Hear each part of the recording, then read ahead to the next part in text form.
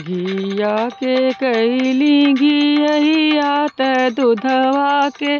जाऊरी दूधवा के जाऊरी हो ललनाया जुके जौरिया बिखी भैल रमैया मोरा बने गईल हो सासू आज के जौरिया बिखी भैल रमैया हमरा बने गईल हो। मचिया ही बैठेली सासू त बहुअरी रज कर बहुअरिया रज कर हो सासू कवने बहाना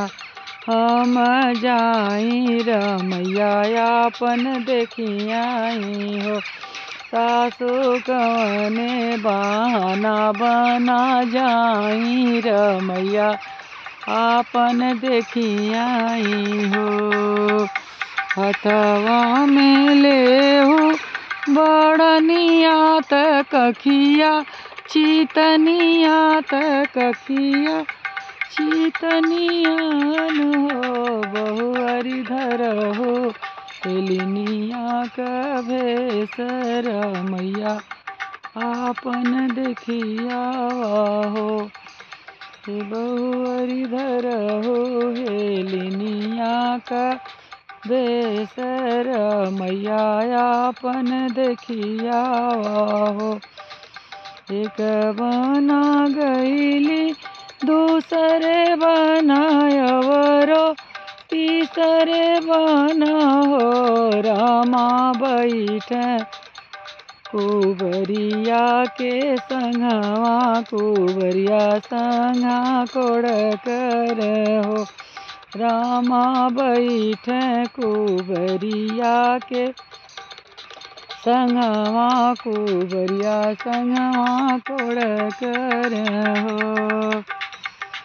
के कर हऊ तू ही धरिया त के करी बहुरिया त के करी बहुरिया न हो अरे के कने भागे के तिरिया त खोरिया बारेलू हो अरे कवने भागे के तिरिया त खोरिया बारेलू